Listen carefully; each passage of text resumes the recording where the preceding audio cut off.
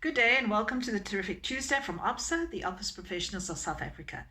In this edition, I will be discussing the editor feature in Microsoft 365, as well as the productivity app Asana, which is so great for tracking your tasks. And I will share some articles with you that are worth reading and will certainly help you in the workplace. In the next edition of Terrific Tuesday, I will be sharing the basics of Windows 10 with you. We still use our software sometimes the long way around, and hopefully I can show you ways to work faster and smarter using your Windows 10. So be sure to watch out for the next edition.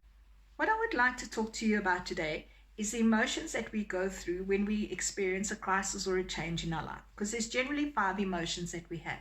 There's first the shock, the surprise or the shock of what's happening. The second emotion is the disbelief. It can't be happening. It can't be happening to me. Why is it happening to me? And the searching for evidence of what's happening and to prove that it's true.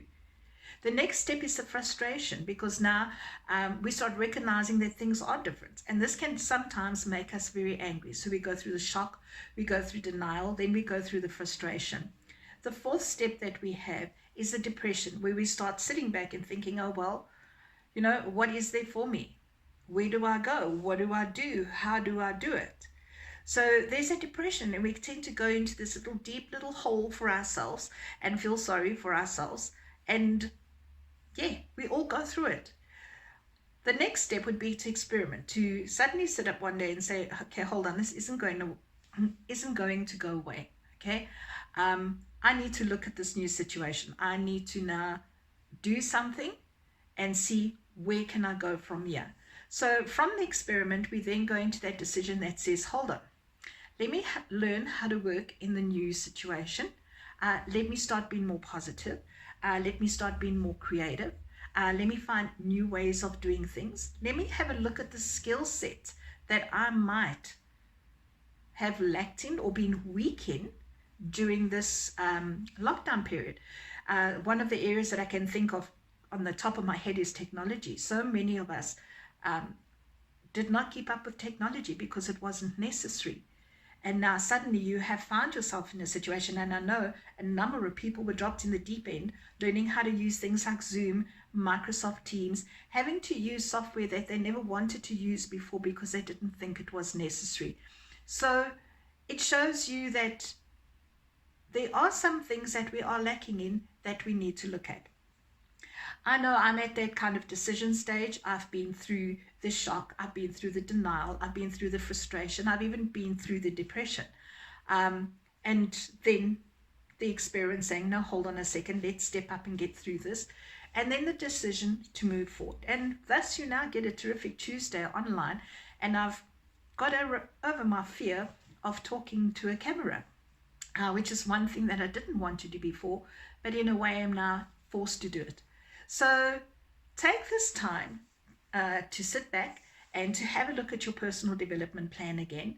Have a look at your SWOT analysis, your strengths, your weaknesses, your opportunities, and your threats, and see where you can go from here. There are loads of opportunities out there if you just look for them. So my suggestion to you is OPSA do give you a personal workbook for personal development. It is on the member site. You can download it, or I've put the link down below so that you can go and get yourself a copy. Make yourself a cup of tea, sit down, go through the book, and start looking at where you can find new opportunities to move forward, skills that you need to work on in order to grow both personally and professionally for the future.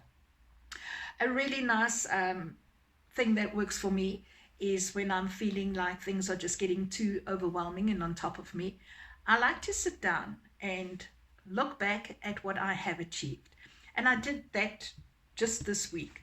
I was feeling particularly down on the one day, and I thought, okay, fine. Lockdown has been for so long. I've even forgotten what day we are on.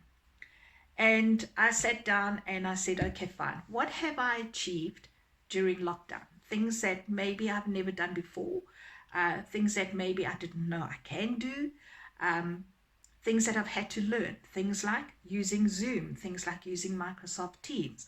I maybe made bread for the first time, maybe helped my child finish their grade 9 maths worksheet at home, because some of us have become homeschoolers.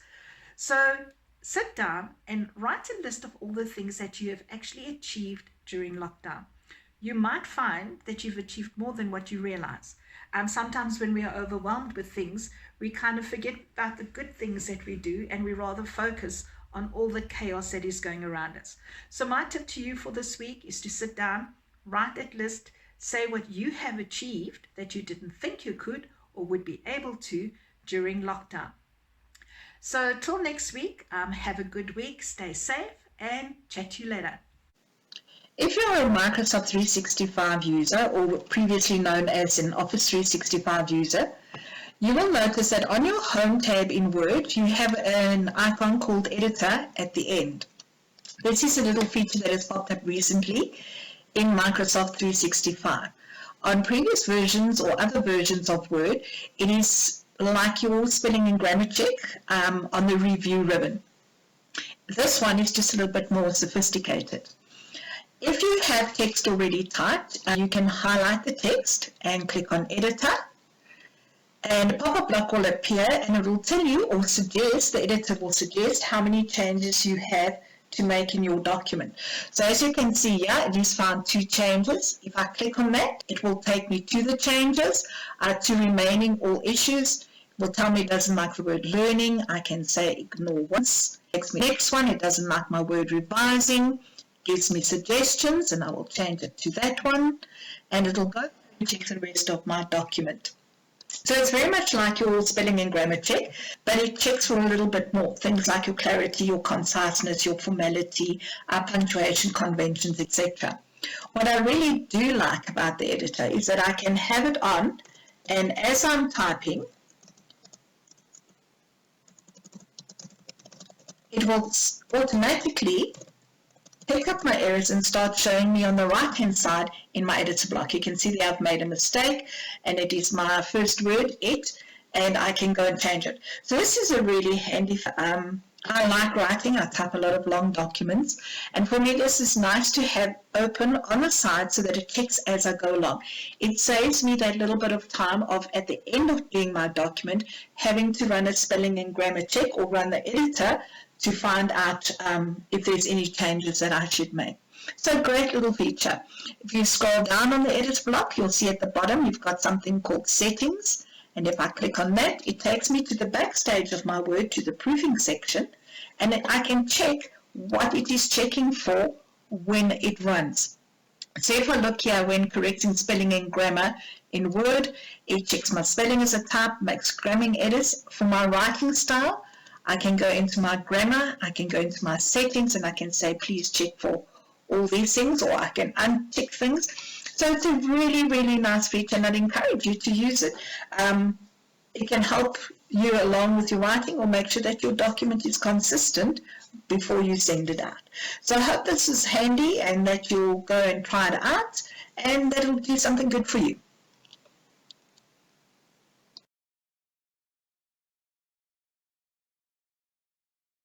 You're not already using a productivity application, my suggestion would be that you go and have a look at Asana. It is a great productivity app, great for keeping a track of your to-do list, things you need to do.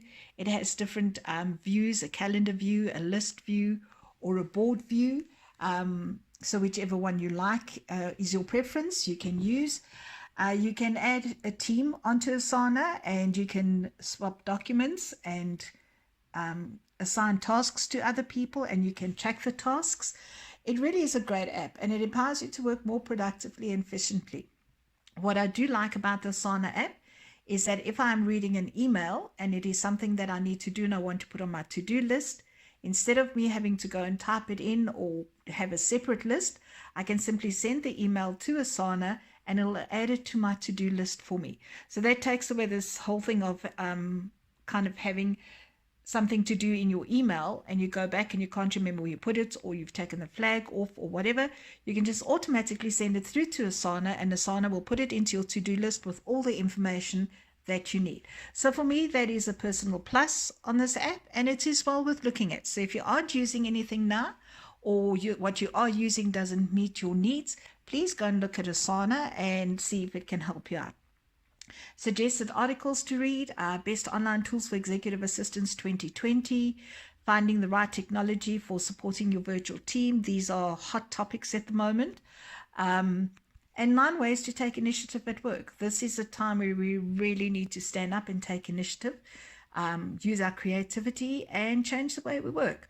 So please, if you have the time, go and have a look at the articles. The links are below in the description underneath the video.